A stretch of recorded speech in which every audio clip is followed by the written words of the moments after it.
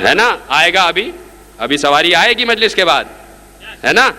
تو بس علی اور پیغمبر کے ہاتھ میں لگام, اور پیغمبر لگام کو لے کے چلے اور بآواز بلند کہتے چلے, یا علی یا علی, آج میں تمہارے وہ فضائل پڑھتا اگر مجھے ڈر نہ ہوتا کہ یہ قوم تمہیں وہ سمجھنے لگ جائے گی کہ جو عیسائی عیسیٰ کو سمجھتے ہیں, اگر مجھے یہ خوف نہ ہوتا تو آج میں تمہارے وہ فضائل پڑھتا کہ یہ لوگ تمہارے قدموں کی خاک اٹھا کے اپنی آنکھوں سے لگاتے, اپنے سر پہ تمہاری قدموں کی خاک لگاتے. یہ تو یہاں عمل پیغمبر تھا, لیکن جب پیغمبر اعلان کر رہے تھے کہ ہم علی کو خود لینے جائیں گے سرحد پر, تو اب جتنے اصحاب تھے لکھا ہے کہ دو جگہ پہ یہ روایت ہے کہ ایک جب خیبر سے واپس آئے ہیں اور ایک جب اس جنگ ذات سلاسل سے واپس آئے ہیں. دو جگہ یہ روایتیں ہیں کہ جب پیغمبر جانے لگے علی کے استقبال کرنے کے لیے تو اصحاب نے اپنے چھوٹے چھوٹے بچوں کو جمع کیا, ان کو صاف ستھرے کپڑے پہنائے اور ان کو اپنے کاندھے پہ بٹھایا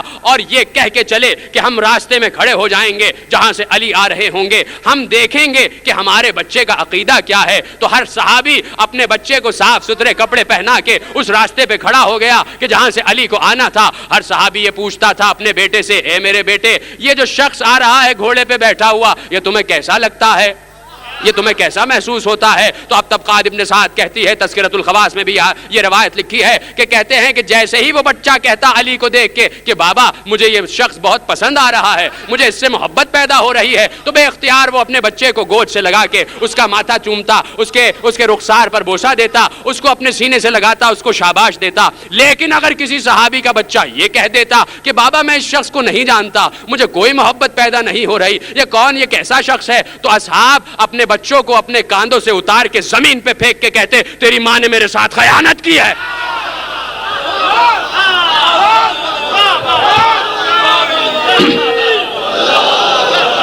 یہ مائک کیوں بند ہو گیا بھائی؟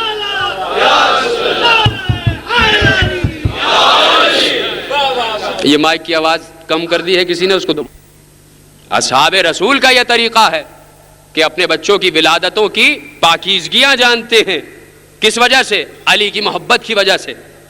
تو آج بھی یہ معیار بن جائے, پتہ چل جائے اور اعلان ہو جائے کہ بغیر ولایت علی جب اللہ کو اسلام پسند نہیں ہے تو امت کیسے اسلام پسند کر رہی ہے؟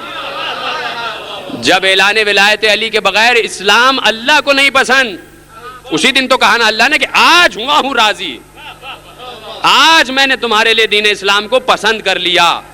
جب علی کی ولایت کا اعلان ہو گیا, الیوم اکملت لکم دینکم واتممت علیکم نعمتی ورضیت لکم الاسلام دینا, آج میں نے تمہارے لیے دین اسلام کو پسند کیا. مجھے تو شروع سے ہی دین اسلام پسند ہے, اس لیے کہ اسلام اور علی دو ذاتیں ہیں لیکن ہیں ایک ہی. مجھے شروع سے اسلام پسند ہے, لیکن آج تمہارے لیے میں نے اسلام پسند کیا کہ آج تم تک ولایت کا عہدہ پہنچ گیا, آج تم تک اعلان پہنچ گیا, آج تم تک ولایت کی شق پہنچ گئی, تو مجھے آج تمہارے لیے اسلام سے میں راضی ہو گیا.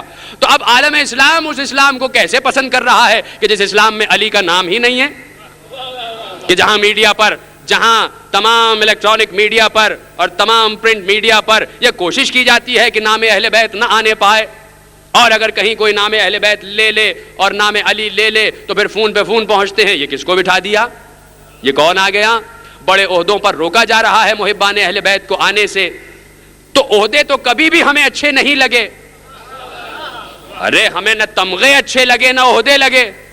ہمارے تمغوں پر ماتم, ہمارے سینوں پر ماتم کے تمغوں کے نشان ہیں, ہمارے سر پر عہدہ ہے, عہدہ ولایت علی کا, کہ ہم ولایت علی کو ماننے والے ہیں. تو ہمیں ان چیزوں کی کبھی بھی پرواہ نہیں رہی.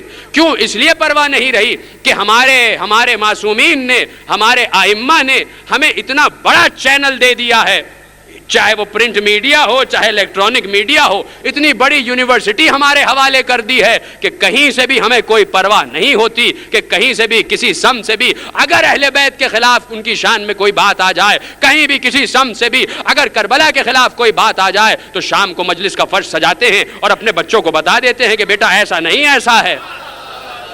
یہ جو اتنا بڑا ایک میڈیا دے کے گیا ہے ہمارا معصوم کہ دیکھو اس کی حفاظت کرنا, یہ جو مجلس ہے, یہ فرش, اس کی تہذیب مٹنے نہ پائے, یہ ثقافت مٹنے نہ پائے, یہ ثقافت مٹنے نہ پائے, یہ تہذیب مٹنے نہ پائے.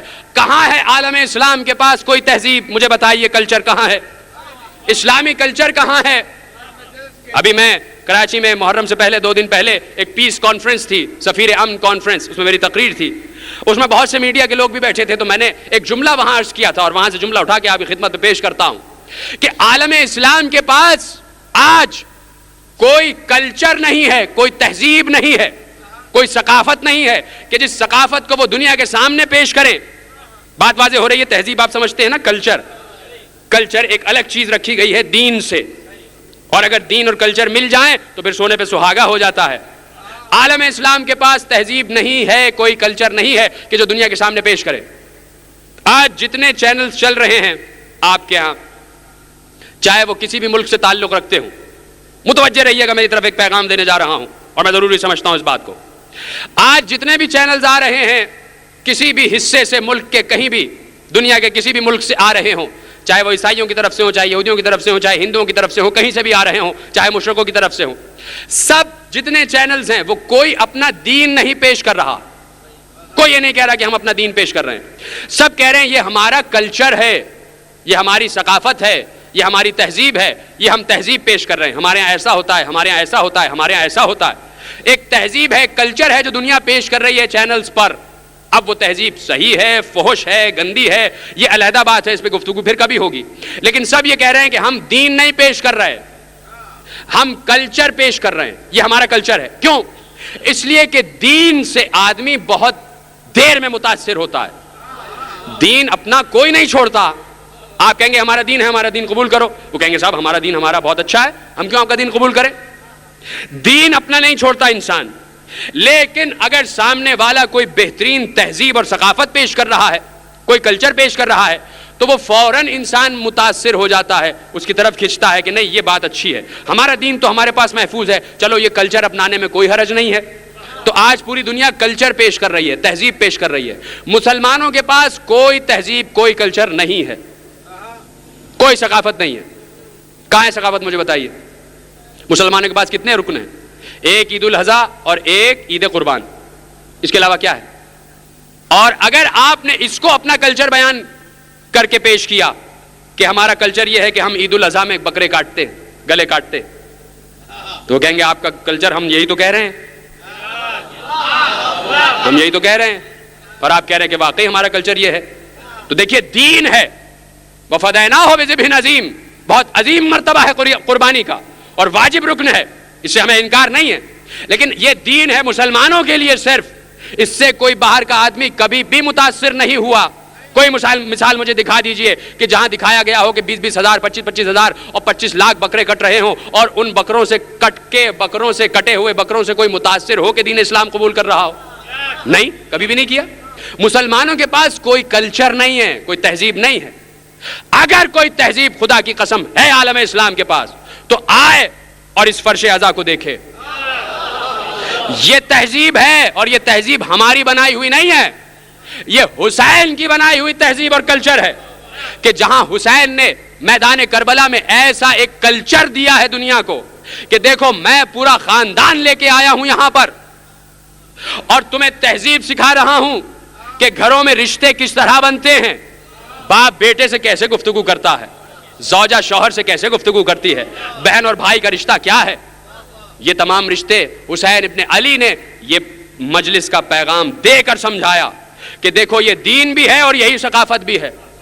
یہ ہماری ثقافتی پریڈ ہے کہ جو ہم اپنا جلوس لے کے نکلتے ہیں، مختلف انجمنیں ہیں، مختلف علم ہے، بتایا جاتا ہے کہ یہ ہماری تہذیب ہے، ہمارا کلچر ہے. ہم کسی پر ظلم نہیں کرتے، ہم کسی کے گلے نہیں کاٹتے، ہم ایک مظلوم کی یاد منا رہے ہیں.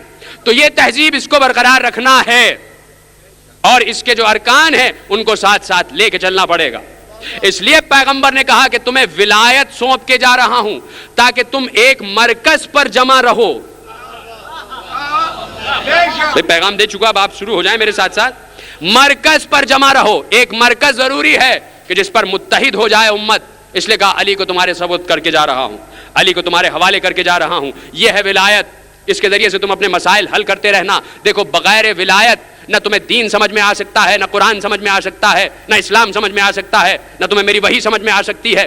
تو دیکھتے چلو. کہا کہ جہاں میں نے، اللہ نے جہاں پر ذکر کیا کہ میں نے اپنی کتاب بھیجی ہے، خدا کی قسم کہیں بھی کتاب کا ذکر الگ سے نہیں کیا. ہمیشہ کتاب کے ساتھ کہا.